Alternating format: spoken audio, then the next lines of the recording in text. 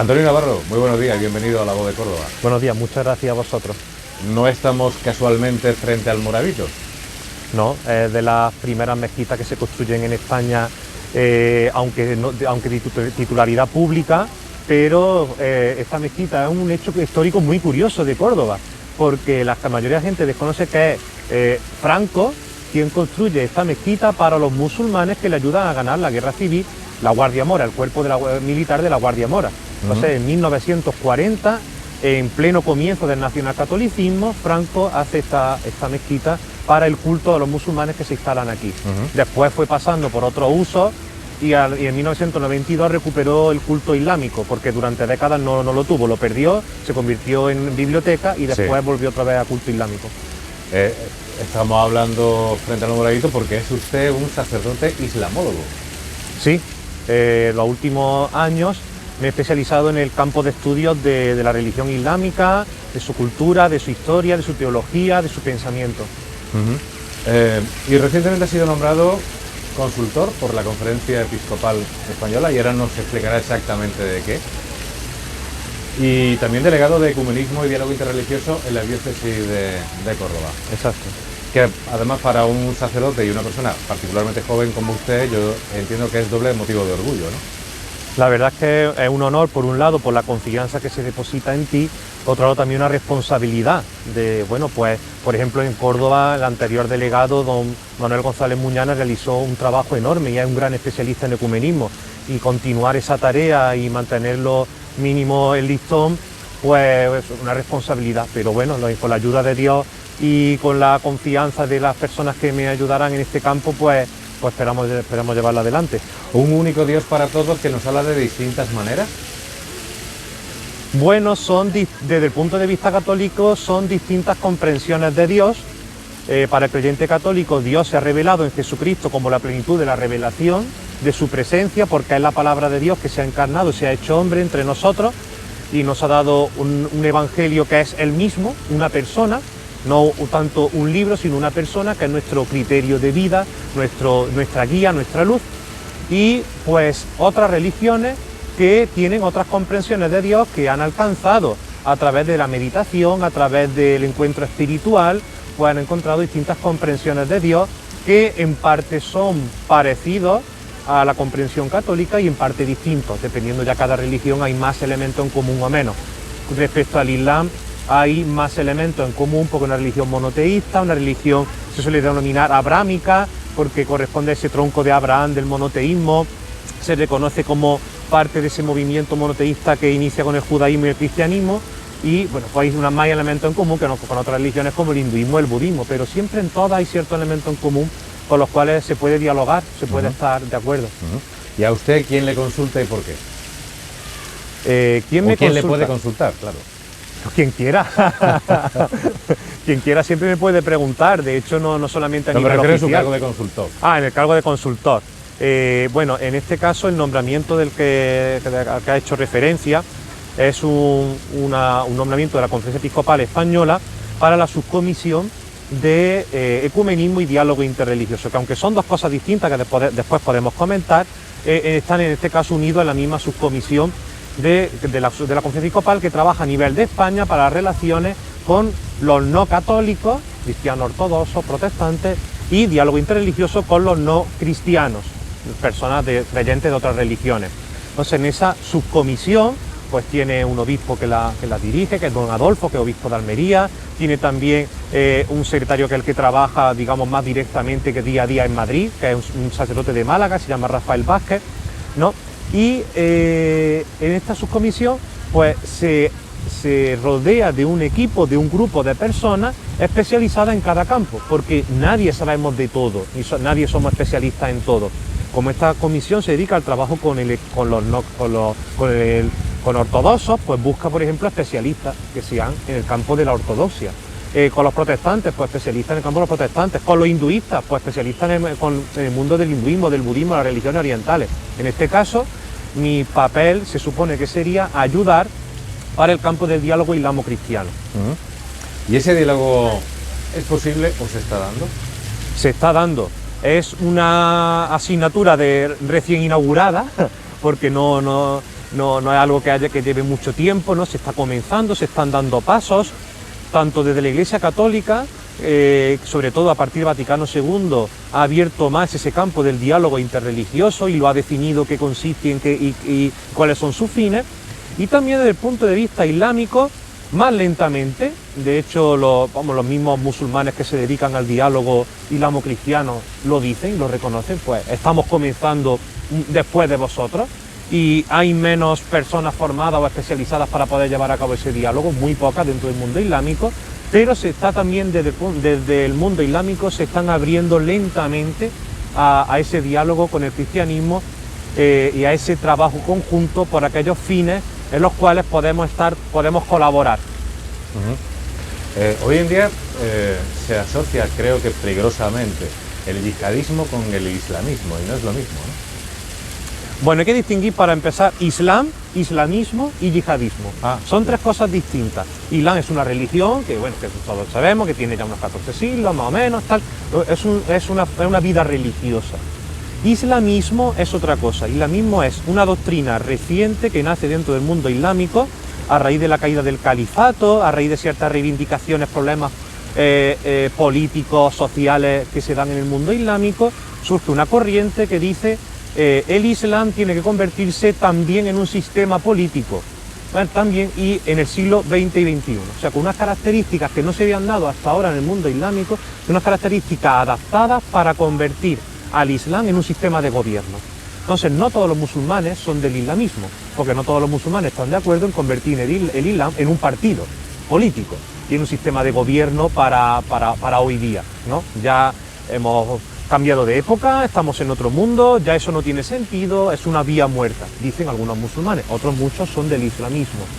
Y el yihadismo es otra cosa distinta, que el islamismo no admite, porque el islamismo no admite el yihadismo en cuanto terrorismo que ataca a todos y a todos, va contra el mundo y es tremendamente violento. El islamismo dice, tomemos el poder, a veces con alguna revolución, que puede tener algo de violencia, como por ejemplo fue la revolución iraní, a veces de manera democrática tomemos el poder, pero no es el terrorismo. El terrorismo es atacar, matar, destruir en nombre de, supuestamente, de la religión islámica, pero el Islam no comparte esos valores ni comparte ese modo de actuar, porque el Islam ha tenido un código ético que prohíbe esos ataques terroristas indiscriminados. Sin embargo, no es la imagen que está quedando en la opinión pública, sobre todo debido a los últimos atentados que ha habido en el mundo, ¿no? Y eso es un problema, además. Claro, si en los medios de comunicación solamente sale el Islam para hablar cuando hay un ataque terrorista y esos terroristas hablan en nombre del Islam, pues se está viendo ese fenómeno de que vemos a un Islam constantemente a la actitud defensiva. O sea, dedican mucho tiempo y mucho esfuerzo a intentar mostrar nosotros no somos eso, no somos terroristas. Pero claro, si constantemente salen esas noticias, constantemente los medios de comunicación, el Islam es noticia cuando hay un ataque terrorista, la gente asocia con un prejuicio todo musulmán es terrorista. Claro, eso es una asociación indebida en la que cae mucha gente, pero que está sucediendo así. Y ese es uno de los objetivos que se pretenden cubrir con este diálogo interreligioso, mostrar a las religiones realmente como son, como tal, religiones monoteístas en este caso. El primer principio del diálogo interreligioso y el primer paso es conoce al otro. Esa es la primera regla. De hecho, por eso en la diócesis de Córdoba, una de las tareas que se me han encomendado y que vamos a poner en práctica, de hecho este lunes próximo comienza, un curso de introducción al Islam. No para musulmanes, sino para el que no sea musulmán, sea cristiano practicante o sea simplemente interesado en conocer qué es el Islam. Lo voy a impartir yo, ¿no? Y entonces se trata de mostrar qué es el Islam, qué consiste, qué es verdad de lo que se dice y qué es mentira. O sea, el primer paso es conoce al otro, conócelo en profundidad, conócelo para ver, para eliminar prejuicios y para que no te engañen. Cuando te digan el Islam es paz, pues no siempre lo ha sido, hay que saber contextualizarlo. Y hay que saber explicarlo, por qué no lo fue y qué sucedió y por qué se llevó a cabo esa guerra expansiva en nombre del Islam en el pasado. Eso hay que explicarlo, porque es una realidad histórica. Pero también te mostraré, no, el Islam no es terrorismo, porque es una espiritualidad valiosa, porque tiene una ética, porque tiene una forma de conducta que no se corresponde con ese terrorismo, con ese yihadismo. Algunas voces alertan, y no sé por qué alertan, pero lo hacen así, de la islamización, lo dicen tal cual, de Europa. ¿Qué nos puede usted decir al respecto? Bueno, esas voces observan por un lado que se teme la pérdida del alma de Europa, se pierden los valores que siempre han caracterizado al continente europeo. Estamos en una época de crisis, de hecho, no solamente estamos en un momento de crisis, sino que vivimos una crisis de todo. Todo se está poniendo en cuestión, se están derrumbando todos los valores éticos, todos los soportes que hasta ahora habían sostenido a la unidad del continente europeo, tanto a nivel cultural como político. Vemos una fragmentación de Europa tremendamente acuciante, ¿no? Entonces, ante esta crisis, el Islam es visto por el europeo como un movimiento religioso monolítico, firme, con unas convicciones firmes, con una unidad intrínseca, ¿no? Y como una amenaza. Cuando tu identidad está en crisis y parece que la identidad del otro es muy firme, el otro se ve como una amenaza. Nos van a islamizar, nos van a conquistar, nos van a, entre comillas, evangelizar de que todo el mundo se va a volver musulmán. Bueno, pues simplemente eso es una apariencia, es un espejismo, pero no es así. Es verdad que esa crisis de valor en Europa se está dando y lo que tenemos que hacer es más bien que mirar quién es el enemigo, el que viene de fuera como enemigo, más bien nosotros repensarnos nosotros mismos y volver a nuestras raíces, pero no hacerlo contra el otro, sino volver a nuestras raíces y sintiendo el orgullo de nuestras raíces y de lo que hemos vivido como civilización, poder llevarlo a los otros, lo mejor de lo que hemos elaborado a lo largo de la historia, poder llevarlo a los otros. ¿Hay más musulmanes en Europa? Indudablemente sí. ¿Seguirá creciendo ese número? Indudablemente sí. ¿Va a llevar eso a la islamización de Europa? Yo no tengo la bola de cristal para adivinar el futuro, pero lo veo muy difícil porque para que Europa se islamice haría falta muchos elementos que no se dan. Por ejemplo, una cosa que se ignora, elementos que se ignoran sobre el Islam. El Islam no es un movimiento unitario, está tremendamente fragmentado entre sí, con lo cual no actúan unidos los musulmanes. Tienen unas creencias unidas o comunes, pero no actúan unidos. No hay una asociación musulmana que represente a todos. Eso también lo debilita mucho y los cristianos no solemos verlo. Y segundo, también se está dando la secularización dentro de los jóvenes musulmanes. Muchos musulmanes que han emigrado, sus padres eran creyentes, ellos ya no lo son y no practican. Eso también sucede y no se ve. No tiene usted una bola de cristal, pero sí que tiene contacto con el futuro a través de la pastoral universitaria. Sí. ¿Cómo serán los adultos de unos años ante esta crisis? ¿Cómo intuye usted que pueden ser? ¿Qué palpa en esa pastoral universitaria, en contacto con esos jóvenes? Creo que palpo lo que todos. Palpo juntamente con muchos jóvenes que buscan la verdad, que buscan el bien, que se plantean cuál es la verdad ética, intentan llevar una vida recta de trabajo, tienen ilusiones, tienen por tener su familia, por tener un futuro, tal. Juntamente con eso también veo ciertos fenómenos negativos que se están acrecentando.